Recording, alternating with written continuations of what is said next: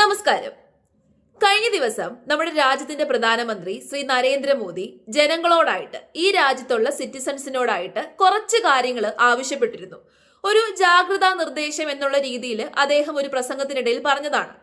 ലോക്ക്ഡൌണിന് സമാനമായ രീതിയിൽ ജനങ്ങൾ പെരുമാറണം, നമ്മുടെ കയ്യിലുള്ള ചില കാര്യങ്ങളുടെ ഉപയോഗം കുറച്ചൊന്ന് കുറയ്ക്കണം, ചില കാര്യങ്ങൾ വാങ്ങിക്കുന്നതും കുറച്ചൊന്ന് കുറയ്ക്കണം എന്നായിരുന്നു അദ്ദേഹത്തിന്റെ നിർദ്ദേശം. എന്തൊക്കെയായിരുന്നു ആ കാര്യങ്ങളെന്ന് ഞാൻ ആദ്യം നിങ്ങളെ ഒന്ന് കേൾപ്പിച്ചു തരാം. കോവിഡ് കാലത്തേതുപോലെ തന്നെയുള്ള സ്വയം നിയന്ത്രണം വേണം. പെട്രോളും ഡീസലും ഇന്ധന ഉപയോഗത്തിൽ പൊതുവായി നിയന്ത്രണം വേണം. ഇലക്ട്രിക് വാഹനങ്ങളുടെ ഉപയോഗം കൂട്ടണം. വർക്ക് ഫ്രം ഹോം പ്രോത്സാഹിപ്പിക്കണം. വീഡിയോ കോൺഫറൻസ്, ഓൺലൈൻ ക്ലാസുകൾ അടക്കമുള്ള സാധ്യതകൾ ഉപയോഗപ്പെടുത്തണം. വിദേശ യാത്രകൾ മാറ്റിവെക്കണം. വിദേശ നാണ്യ ശേഖരം സംരക്ഷിക്കണം. കാർ പൂളിംഗ് അടക്കം നടപ്പാക്കണം. മെട്രോ യാത്ര പ്രോത്സാഹിപ്പിക്കണം.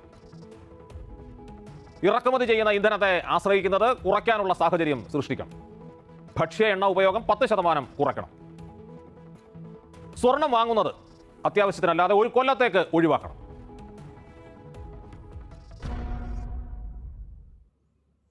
ഓക്കെ, അപ്പൊ ഇതൊക്കെയായിരുന്നു നിർദ്ദേശങ്ങൾ.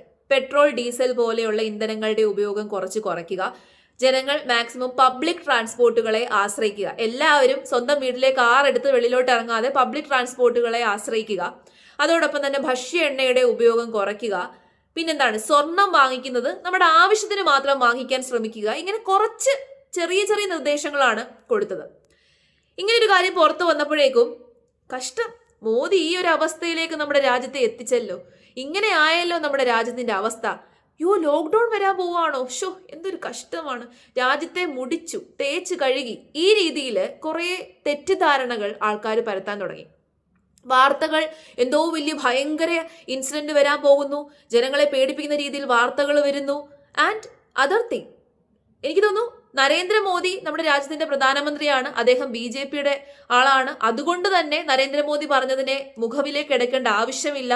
കളിയാക്കുന്നു ആൾക്കാരെ കമന്റ് സെക്ഷനിൽ മുഴുവൻ. എനിക്ക് തോന്നുന്നു കൂടുതലും മലയാളികളാണ്. മലയാളികൾ ചെന്ന് കമന്റ് സെക്ഷനിൽ മുഴുവൻ തമാശയ്ക്ക് കമന്റ് ഇടുവാണ്. ഭക്ഷ്യ എണ്ണയ്ക്ക് പകരം ഇനി ഗോമൂത്രം ഉപയോഗിക്കാം. അങ്ങനെ കുറെ തമാശ രൂപേണ അല്ലെന്നുണ്ടെങ്കിൽ കളിയാക്കിക്കൊണ്ടുള്ള കമന്റ്സുകളും തെറ്റിദ്ധാരണ പരത്തലുകളും ഒക്കെ ഞാൻ കണ്ടു. സത്യത്തില് നിങ്ങളൊക്കെ ഈ രാജ്യത്തിലെ പൗരന്മാരാണോ? ഈ ഒരു അവസ്ഥയ്ക്ക് കാരണം, ആദ്യം തന്നെ പറയാം, ഈ ഒരു അവസ്ഥയ്ക്ക് കാരണം നമ്മുടെ പ്രധാനമന്ത്രിയല്ല, അല്ലെന്നുണ്ടെങ്കിൽ നമ്മുടെ രാജ്യം ഭരിക്കുന്ന വ്യക്തികൾ കാരണമല്ല ഈ ഒരു അവസ്ഥയ്ക്ക് കാരണം. എന്താണ് യഥാർത്ഥത്തിൽ സംഭവിച്ചതെന്ന് ചോദിച്ചു കഴിഞ്ഞാൽ, ഇപ്പോൾ പശ്ചിമേഷ്യൻ സംഘർഷം നിങ്ങൾക്കറിയാം, അതെങ്ങും എത്തിയിട്ടില്ല. ഇതുവരെ സമാധാന ചർച്ചകളൊക്കെ തുടരുന്നതേ ഉള്ളൂ. സമാധാന ചർച്ചകൾ തുടരുന്നതിനൊപ്പം തന്നെ അങ്ങോട്ടും ഇങ്ങോട്ടും ഒക്കെ സംഘർഷങ്ങൾ പിന്നെയാകുന്നു. ഹോർമൂസ് കടലിടുക്കിന്റെ കാര്യത്തിൽ ഒരു തീരുമാനമായിട്ടില്ല. അങ്ങനെ മൊത്തത്തിൽ പറഞ്ഞു കഴിഞ്ഞാൽ നമ്മൾ ഇങ്ങോട്ട് എക്സ്പോർട്ട് ചെയ്യുന്ന പല കാര്യങ്ങളുടെയും എക്സ്പോർട്ട് നിന്നു, അതാണ് സത്യം. അപ്പം ഇങ്ങനൊരു സാഹചര്യത്തിൽ നമ്മൾ കുറേ ക്രൈസിസ് ഫേസ് ചെയ്യുവാണ്. ഒരു 3 മാസത്തോളം നമ്മൾ പിടിച്ചു നിന്നു. ഇനി അങ്ങോട്ട് പോകുന്തോറും ഈ സംഘർഷം ഇതേ രീതിയിൽ പോവുകയാണ് എന്നുണ്ടെങ്കിൽ, അതിലൊരു തീരുമാനമാകാതെ ഇതേ രീതിയിൽ പോവുകയാണെന്നുണ്ടെങ്കിൽ, ഈ യുദ്ധം തുടങ്ങി വെച്ചതാരാണ്? യുദ്ധം തുടങ്ങി വെച്ചവരും യുദ്ധത്തിൽ ഫേസ് ചെയ്തുകൊണ്ടിരിക്കുന്നവരെക്കാട്ടിൽ കൂടുതൽ ക്രൈസിസ് അനുഭവിക്കാൻ പോകുന്നത് നമ്മുടെ രാജ്യമായിരിക്കും.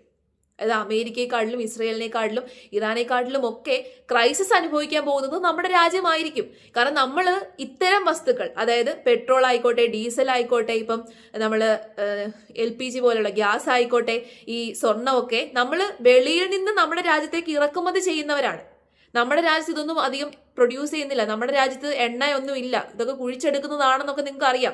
കൂടുതലും അറേബ്യൻ കൺട്രീസിലാണ് എണ്ണ കുഴിച്ചെടുക്കുന്നതും. നമ്മുടെ രാജ്യത്ത് ഇതൊക്കെ കുറവാണെന്നുള്ളതൊക്കെ നിങ്ങൾക്ക് അറിയാമല്ലോ. അത് മാത്രമല്ല, നമ്മുടെ രാജ്യത്ത് വേറൊരു പ്രത്യേകതയും കൂടിയുണ്ട്. ഏറ്റവും കൂടുതൽ പോപ്പുലേഷനുള്ള രാജ്യമാണ്. ഇത്രയും ആൾക്കാരെ നമ്മൾ തീറ്റിപ്പോറ്റണം, ഇത്രയും ആൾക്കാർക്ക് വേണ്ടിയുള്ള സാധനങ്ങൾ നമ്മൾ ഇറക്കുമതി ചെയ്യണം. അപ്പൊ ഇങ്ങനെ ഒരു ക്രൈസിസ് തുടരുന്നതിന് കാരണം ഇന്ത്യയാണോ? അല്ല. നമ്മുടെ നരേന്ദ്രമോദിയാണോ? അല്ല. അപ്പൊ പ്രധാനമന്ത്രിയോ ആരുമല്ല ഇങ്ങനെ ഒരു ക്രൈസിസിന് കാരണം. അപ്പൊ അങ്ങനെ ഒരു ക്രൈസിസ് ഉണ്ട് എന്ന് വെച്ച് അത് മനസ്സിലിരുത്തി ചില കാര്യങ്ങളുടെ ഉപയോഗം കുറയ്ക്കുക, അതായത് ആവശ്യത്തിന് ഉപയോഗിക്കുക, അനാവശ്യത്തിന് ഉപയോഗിക്കാൻ പാടില്ലെന്ന് മാത്രമേ പ്രധാനമന്ത്രി പറഞ്ഞുള്ളൂ. അപ്പം ഇതിനെയൊക്കെ കളിയാക്കുന്നവരുടെ ഒരു മൈൻഡ് സെറ്റ്, നമുക്ക് വിവരമില്ലായ്മ, ഞാൻ പറഞ്ഞല്ലോ, അദ്ദേഹത്തെ ഒരു പൊളിറ്റിക്കലി സപ്പോർട്ട് ചെയ്യുന്ന വ്യക്തിയല്ല ഞാൻ. അദ്ദേഹത്തിന്റെ പൊളിറ്റിക്സിനെയോ അദ്ദേഹത്തിന്റെ ഐഡിയോളജിയോ സപ്പോർട്ട് ചെയ്യുന്ന ഒരു വ്യക്തിയല്ല ഞാൻ. പക്ഷേ ആസ് എ പ്രൈം മിനിസ്റ്റർ അദ്ദേഹത്തിന്റെ വാക്ക് ഒരു സിറ്റിസൺ എന്നുള്ള രീതിയിൽ ഞാൻ കേട്ടിരിക്കണം. അപ്പൊ വിവരമില്ലായ്മ എന്ന് പറയുന്നത് ഒരു തെറ്റൊന്നുമല്ല. പക്ഷേ രാജ്യത്തിന്റെ പ്രധാനമന്ത്രി രാജ്യത്തിലെ ജനങ്ങളോട് ചില കാര്യങ്ങൾക്ക് വിട്ടുവീഴ്ച ചെയ്യുക അല്ലെങ്കിൽ ജാഗ്രതാ നിർദ്ദേശം നൽകുമ്പോൾ അത് എന്തിനു വേണ്ടിയിട്ടാണ്, എന്തുകൊണ്ടാണ് അങ്ങനെ പറഞ്ഞത് എന്നെങ്കിലും മനസ്സിലാക്കാനുള്ളൊരു വിവരം, അതിനുള്ള ഒരു റെസ്പോൺസിബിലിറ്റി എങ്കിലും നമ്മൾ കാണിക്കണം. നമ്മുടെ നാട്ടിലെ എനിക്കൊന്ന് എസ്പെഷ്യലി മലയാളികളുടെ ഒരു വിചാരമുണ്ട്, എപ്പോഴും പൊളിറ്റിക്കൽ ബേസ്ഡ് ആയിട്ടാണല്ലോ ചിന്തിക്കുന്നത്. മലയാളികളുടെ ഒരു വിചാരമുണ്ട്, ഒരു സിറ്റിസൺ എന്നുള്ള രീതിയിൽ നമുക്ക് പ്രത്യേകിച്ച് ഒരു റെസ്പോൺസിബിലിറ്റി ഇല്ല എന്ന്. അതായത് നമ്മൾ ഭരിക്കാൻ വേണ്ടിയിട്ട് ഒരു ഗവൺമെന്റിനെ തെരഞ്ഞെടുത്ത് നമ്മുടെ മണ്ടയ്ക്ക് വെച്ചു, ആ ഗവൺമെന്റിന്റെ മണ്ടയ്ക്ക് അല്ലെങ്കിൽ ആ ഗവൺമെന്റിന്റെ കയ്യിൽ മാത്രമാണ് എല്ലാ റെസ്പോൺസിബിലിറ്റി എന്നാണ് നമ്മുടെ രാജ്യത്തുള്ള ചില ആൾക്കാർ വിചാരിച്ചു വെച്ചിരിക്കുന്നത്, അല്ലെങ്കിൽ പ്രത്യേകിച്ച് കുറെ മലയാളികൾ വിചാരിച്ചു വെച്ചിരിക്കുന്നത്. മലയാളികളാണ് ഏറ്റവും കൂടുതൽ വിവരമുള്ളവരെന്നാണ് സ്വയം നടിക്കുന്നത്. പക്ഷെ മലയാളികൾക്ക് ഈ കാര്യത്തിൽ വിവരമൊന്നുമില്ല. സത്യത്തില് പ്രൈമറി റെസ്പോൺസിബിലിറ്റി ഒരു രാജ്യത്തിലെ ഗവൺമെന്റിന്റെ കയ്യിലാണ്. സെക്കൻഡറി റെസ്പോൺസിബിലിറ്റി ആരുടെ കയ്യിലാണ്? സിറ്റിസൺസിന്റെ കയ്യിലാണ്.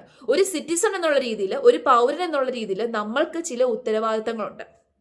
നമ്മൾ പാലിക്കേണ്ട, നമ്മൾ ചെയ്യേണ്ട, ഈ രാജ്യത്തിന് വേണ്ടിയിട്ട് നമ്മൾ നടപ്പിലാക്കേണ്ട ചില ഉത്തരവാദിത്തങ്ങളുണ്ട്. ആ ഉത്തരവാദിത്തം നമ്മൾ ഏറ്റവും കൂടുതൽ കാണിക്കേണ്ടത് എപ്പോഴാണെന്ന് വെച്ച് കഴിഞ്ഞാൽ, നമ്മുടെ രാജ്യം ഒരു ക്രൈസിസിലേക്ക് പോകുന്ന സമയത്ത്, ഒരു നാഷണൽ ക്രൈസിസ് നമ്മുടെ രാജ്യം ഫേസ് ചെയ്യുന്ന സമയത്ത്, എസ്പെഷ്യലി ഈ നാഷണൽ ക്രൈസിസുകളൊക്കെ എന്താണ്, രാജ്യം ഫേസ് ചെയ്യുന്ന ക്രൈസിസുകൾ എന്താണ്? ഒന്നാമത്തെ ക്രൈസിസ് എന്ന് പറയുന്നത് വാർ. ഇപ്പം നമുക്ക് വാറൊന്നും നമ്മൾ അങ്ങോട്ടും ഇങ്ങോട്ടും നെയ്ബറിംഗ് കൺട്രീസുമായിട്ട് വാറൊന്നും നടക്കുന്നില്ല. രണ്ടാമത്തെ ക്രൈസിസ് റിസഷൻ, അതായത് നമ്മുടെ സാമ്പത്തിക മാന്ദ്യം. മൂന്നാമത്തെ ക്രൈസിസ് ഫാമിൻ, അതായത് ക്ഷാമം.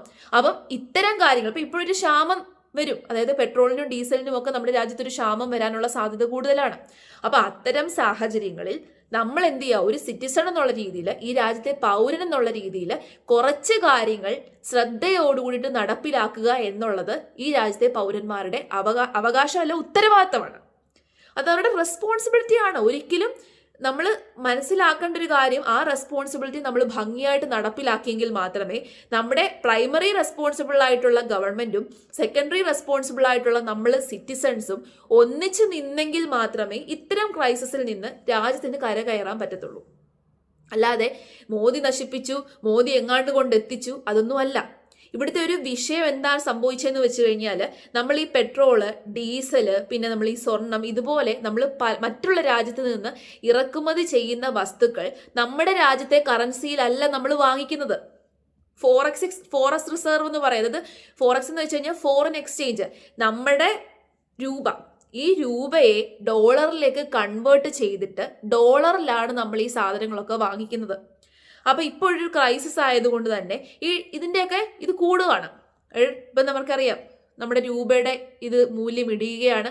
അപ്പൊ അതിനനുസരിച്ച് നമ്മൾ എക്സ്ചേഞ്ച് ചെയ്യുന്ന സമയത്ത് അത്രയും രൂപ കൊടുത്തെങ്കിൽ മാത്രമേ നമുക്ക് ഈ ഡോളറിലേക്ക് എക്സ്ചേഞ്ച് ചെയ്യാൻ പറ്റത്തുള്ളൂ. അങ്ങനെ നമ്മൾ ഇപ്പം ഈ ക്രൈസിസ് കൂടിയ പിന്നെ എണ്ണയുടെ ആയിക്കോട്ടെ, മറ്റ് വസ്തുക്കളുടെ ആയിക്കോട്ടെ, എക്സ്ചേഞ്ച് മണി, അതായത് പൈസ കൂടി. അപ്പൊ അതിനനുസരിച്ചിട്ടുള്ള ഡോളർ നമ്മൾ കൊടുക്കണം, അതിനനുസരിച്ചിട്ടുള്ള റിസർവ് നമ്മുടെ നാട്, ഒരു വർഷത്തിനുള്ള റിസർവ് ഉണ്ടെന്നുണ്ടെങ്കിലും അത് നമ്മുടെ നാട്ടിലെ ആൾക്കാർ വാങ്ങിക്കുന്ന സാധനങ്ങൾ കൂടുന്നതിനനുസരിച്ച് ഈ റിസർവിന്റെ ഇത് കുറയും. അങ്ങനെ നമ്മുടെ രാജ്യം ഒരു ക്രൈസിസിലേക്ക് പോകും. അങ്ങനെ ഒരു ക്രൈസിസിലേക്ക് പോകാതെ ഇരിക്കാൻ വേണ്ടിയിട്ട് സിറ്റിസൺസിനോട് പറഞ്ഞു, കുറച്ചൊക്കെ ഒരു റെസ്പോൺസിബിലിറ്റി കാണിക്കുക, ആവശ്യത്തിന് ഉപയോഗിക്കുക. ആ ഗോമൂത്രം ഉപയോഗിച്ച് കുക്ക് ചെയ്യണോന്ന് ചോദിച്ചവരോട് പറയാനുള്ളത് 10% ഉപയോഗം കുറയ്ക്കാനേ പറഞ്ഞുള്ളൂ. അതായത് എണ്ണയൊക്കെ ഇങ്ങനെ വാരിക്കോരി ഒഴിക്കുന്നതിന് പകരം നമ്മുടെ ആവശ്യത്തിനുള്ള എണ്ണ ഉപയോഗിക്കുക, ആവശ്യത്തിനുള്ള സാധനങ്ങൾ വാങ്ങിക്കുക എന്നേ പറഞ്ഞുള്ളൂ. പിന്നെ പബ്ലിക് ട്രാൻസ്പോർട്ടിനെ ആശ്രയിക്കണം. ഒരു വീട്ടിലിപ്പോൾ ഒരു 4 പേരുണ്ടെങ്കിൽ 4 പേർക്കും കാറുണ്ട്. 4 പേര് ഒരേ വഴിക്ക് പോവുകയാണെങ്കിൽ 4 കാറിലാണ് സഞ്ചരിക്കുന്നത്. അങ്ങനെ സഞ്ചരിക്കാതെ ഒരു വഴിക്കേക്ക് പോകുന്ന എല്ലാവരും ഒരു കാറിൽ സഞ്ചരിക്കുക. മെട്രോ ഉള്ള സ്ഥലങ്ങളാണെന്നുണ്ടെങ്കിൽ മെട്രോയെ ആശ്രയിക്കുക. വർക്ക് ഫ്രം ഹോം എടുക്കാൻ പറ്റുന്നവർ വർക്ക് ഫ്രം ഹോം എടുക്കുക. ഇത്തരം ചെറിയ ചെറിയ നിർദ്ദേശങ്ങൾ, അതും അടിച്ചേൽപ്പിച്ചതല്ലല്ലോ, ജസ്റ്റ് ഒരു ജാഗ്രതാ നിർദ്ദേശം എന്നുള്ള രീതിയിൽ പ്രധാനമന്ത്രി കൊടുത്തതല്ലേ. അത് അംഗീകരിക്കാനും അനുസരിക്കാനും എന്താണ് ഇത്ര പാട്? നിങ്ങൾ ഈ രാജ്യത്തിലുള്ള ജനങ്ങളല്ലേ, ഒരു ഇന്ത്യൻ പൗരൻ എന്നുള്ള രീതിയിൽ നിങ്ങൾക്ക് ഉള്ള റെസ്പോൺസിബിലിറ്റി നിങ്ങൾ എന്താണ് ചെയ്യാൻ സാധിക്കാത്തത്? ഇതൊക്കെയാണ് പ്രശ്നം. നിങ്ങൾക്കും റെസ്പോൺസിബിലിറ്റി ഉണ്ട്. പ്രധാനമന്ത്രി എന്നുള്ള രീതിയിൽ ഈ രാജ്യത്തിന്റെ ഭരണം കയ്യിലുള്ള ആളെന്നുള്ള രീതിയിൽ അദ്ദേഹത്തിന് ഒരു റെസ്പോൺസിബിലിറ്റി ഉണ്ട്, അദ്ദേഹത്തിന്റെ ഗവൺമെന്റിന് ഒരു റെസ്പോൺസിബിലിറ്റി ഉണ്ട്, അദ്ദേഹത്തിന്റെ എതിർകക്ഷിയായിട്ടുള്ള പ്രതിപക്ഷത്തിന് ഒരു റെസ്പോൺസിബിലിറ്റി ഉണ്ട്. പക്ഷേ അൺഫോർച്ചുനേറ്റ്ലി പ്രതിപക്ഷം ചെയ്യുന്നത് എന്തെന്ന് വെച്ച് കഴിഞ്ഞാൽ മിസ്അണ്ടർസ്റ്റാൻഡിങ്ങുകൾ പരത്തുക. ഓക്കെ, ആവശ്യമുള്ള കാര്യങ്ങളിൽ മിസ്അണ്ടർസ്റ്റാൻഡിങ്ങുകൾ പരത്തിക്കോട്ടെ, എതിർപ്പുകൾ വേണ്ട സ്ഥലത്ത് എതിർക്കുക. പക്ഷെ ഒരു നാഷണൽ ക്രൈസിസ് വരുന്ന സമയത്ത് ഭരണപക്ഷവും പ്രതിപക്ഷവും ഒരുമിച്ച് നിൽക്കണം. പക്ഷെ അൺഫോർച്ചുനേറ്റ്ലി നമ്മുടെ നാട്ടിലെ പ്രതിപക്ഷം ഒരുമിച്ച് നിൽക്കാറില്ല. ഒരു വാർ വരുന്ന സമയത്ത് രാജ്യത്തെ എങ്ങനെ തള്ളിപ്പറയണം, ഗവൺമെന്റിനെ എങ്ങനെ തള്ളിപ്പറയണമെന്നാണ് നമ്മുടെ നാട്ടിലെ പ്രതിപക്ഷം നോക്കുന്നത്. എന്തിനധികം പറയുന്നു, ഓപ്പറേഷൻ സിന്ദൂറിനെ എതിർക്കുന്ന ആൾക്കാരാണല്ലോ നമ്മുടെ നാട്ടിലെ കൂടുതലും ഉള്ളത്. രാജ്യത്തിന് വേണ്ടിയിട്ട് സംസാരിക്കാൻ ആൾക്കാർ കുറവാണ്. അതൊക്കെ ഒരു വല്ലാത്തൊരു അൺഫോർച്ചുനേറ്റ് സിറ്റുവേഷൻ ആണ്. നമ്മൾ രാജ്യം ഭരിക്കുന്നത് ആരും ആയിക്കോട്ടെ, അയാളുടെ പൊളിറ്റിക്സ് എന്തും ആയിക്കോട്ടെ, അയാളുടെ ഐഡിയോളജി എന്തും ആയിക്കോട്ടെ, പക്ഷെ ഒരു നാഷണൽ ക്രൈസിസ് വരുന്ന സമയത്ത് അദ്ദേഹത്തിനൊപ്പം നിന്ന് പ്രവർത്തിക്കാനുള്ള റെസ്പോൺസിബിലിറ്റി ഓരോ സിറ്റിസണിനും ഉണ്ട് എന്ന ധാരണ ഉണ്ടാക്കിയെടുക്കുക. തെറ്റിദ്ധാരണകൾ വെച്ച് പുലർത്തുന്നതിലൊന്നും കുഴപ്പമില്ല. തെറ്റിദ്ധാരണകൾ മാറ്റി വെച്ചിട്ട് ശരിയായ ധാരണകൾ ഉണ്ടാക്കിയെടുക്കുക, വിവരം ഉണ്ടാക്കിയെടുക്കുക. ചില കാര്യങ്ങളെ പറ്റിയിട്ടുള്ള ഇൻഫർമേഷൻസ് എന്താണോ അതിനെപ്പറ്റിയിട്ടുള്ള അറിവില്ല എന്നുണ്ടെങ്കിൽ അറിവുണ്ടാക്കിയിട്ട് സംസാരിക്കുക എന്നുള്ളത് നമ്മളുടെ ഇടയിലുള്ളൊരു റെസ്പോൺസിബിലിറ്റിയാണ്. So as a Indian citizen ഈ ഒരു കാര്യം നിങ്ങളുടെ മുമ്പിൽ പറയണമെന്ന് എനിക്ക് തോന്നി. കാരണം കുറേ തെറ്റിദ്ധാരണകളും കുറേ കളിയാക്കുന്ന കമന്റുകളും ഒക്കെ ഞാൻ കണ്ടു. ഇപ്പം പറയാം, ഇപ്പം മോദി ഒരു നിർദ്ദേശം നൽകുകയാണ്, അതായത് ഇപ്പം ബീഫ് ഒഴിവാക്കണം, അങ്ങനെ ഒരു കാര്യമാണ് പറയുന്നത് എന്നുണ്ടെങ്കിൽ നമുക്ക് കളിയാക്കാം. പക്ഷെ ഇവിടെ അങ്ങനെ ഒരു കാര്യമല്ലല്ലോ പറഞ്ഞത്. ചില കാര്യങ്ങളുടെ ഉപയോഗം കുറയ്ക്കുക എന്ന് മാത്രമേ അദ്ദേഹം പറഞ്ഞുള്ളൂ. അത് എന്തുകൊണ്ടാണ് അങ്ങനെ പറഞ്ഞത് എന്ന് മനസ്സിലാക്കിയിട്ട് നമ്മൾ പ്രവർത്തിക്കുക. ഇതിപ്പം രാജ്യം ഭരിക്കുന്നത് മോദി അല്ലായിരുന്നു, രാഹുൽ ഗാന്ധി ആയിരുന്നു എന്നുണ്ടെങ്കിലും ഈ ഒരു ക്രൈസിസ് നമ്മൾ ഫേസ് ചെയ്യേണ്ടി വരുമായിരുന്നു. ഇപ്പം രാജ്യം ഭരിക്കുന്നത് എത്ര 100% ഉത്തമനായ ഒരു പുരുഷനായിരുന്നു നമ്മുടെ രാജ്യം ഭരിച്ചതെങ്കിലും ഈ ഒരു ക്രൈസിസ് നമ്മൾ ഫേസ് ചെയ്യേണ്ടതാണ്. കാരണം ഇത് നമ്മുടെ കയ്യിലുള്ളതല്ല, നമ്മൾ കാരണവുമല്ല.